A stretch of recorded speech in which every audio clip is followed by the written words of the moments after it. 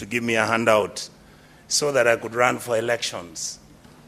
I have seen what happened in 2007 when we came to this house and I saw the hate, the vitriol, the anger.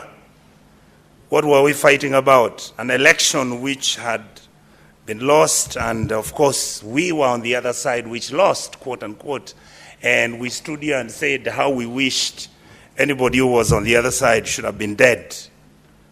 I have watched the coalition government work, and then it failed. In this republic, I have seen President Uhuru come into power and his elections are nullified, and I've seen how he handled it. And I have seen how President William Ruto becomes president. So I hope my colleagues will give me an opportunity to lay out my case. This election of Prime Minister Raila to the AUC, indeed it was about our country. This election was not really about Raila per se. And I've seen some people say, oh, this election was about President William Ruto, and if he's a bad president, therefore our candidate wouldn't win. No, I take a different approach. The reality is we went in to hunt. I am saying I don't think we were prepared to hunt well and kill the elephant. My argument is we have a country where we are constantly looking for options and solutions away from the reality of what we are dealing with. I have had my colleagues say that there were people celebrating that in fact Raila lost. Yes, they celebrated because they are fearful. They want Raila to come back because the country looks unstable and it's not ready to move on. That is where we are, Honorable Cherargei. This is not about tribes ganging up against bigger tribes and smaller tribes ganging against smaller ones. This is a state called Kenya, which is dysfunctional, where we have refused to accept the basic tenets. We have said, Honorable, my majority leader, you know I respect and love you as my brother. Thank you. I hope one day I'll join government and be with you. But I intend to remain in the opposition to keep some of you sober and sane. This process, because of the training I got when I was a minister in the government of President Kibaki, is a process which is handled quietly, efficiently, and successfully. When you are going for these positions, you must be able to look at the sensitivities and the issues in all these geopolitical issues of Africa.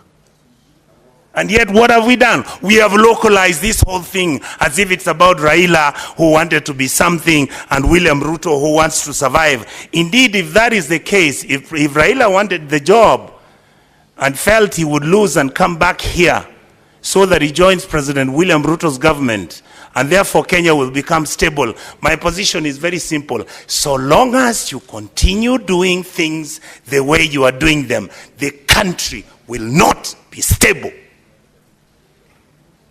When we were talking about what are the issues in Sudan, look at what you're having at KICC today. One group is at KICC parading themselves, and you are insensitive to the issues that we are supposed to be the arbiters of two people who are fighting on the African continent.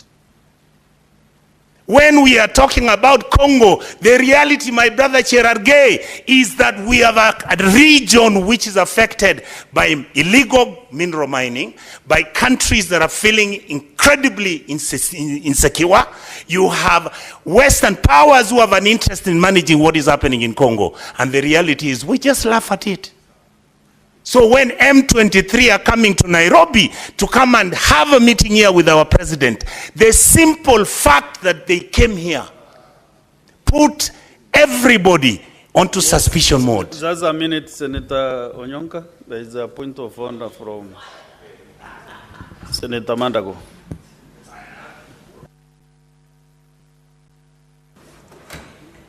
Honorable Speaker, I've heard Senator Onyonka say M23 are coming to Nairobi. I don't know whether it's confusing. I said when they came. I said when they came. I know you don't know.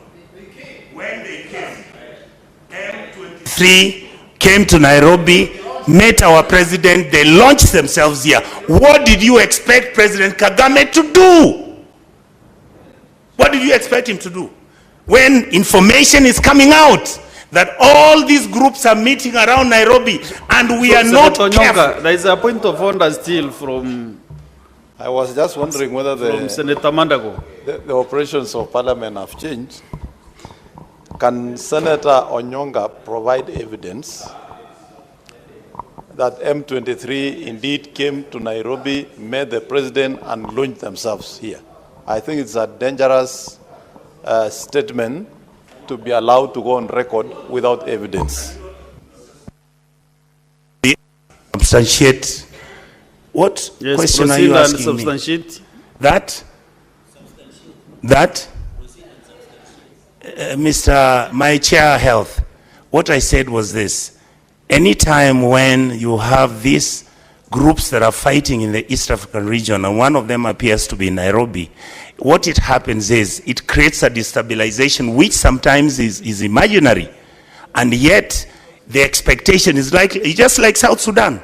When the earlier group, or when the first group that was against the government came to Nairobi and they Senator met. Onyonka, let me give you some direction. Yes. Since there is that point of order which you have not, we have not cleared, that it needs an evidence to show that M23 came to Kenya, met the president, and launched themselves.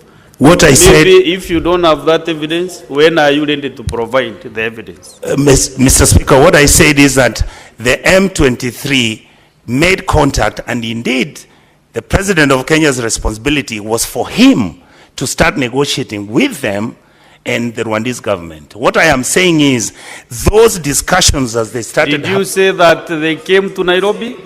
I said yes. And met the president? Yeah, no, I said they came, yes. No.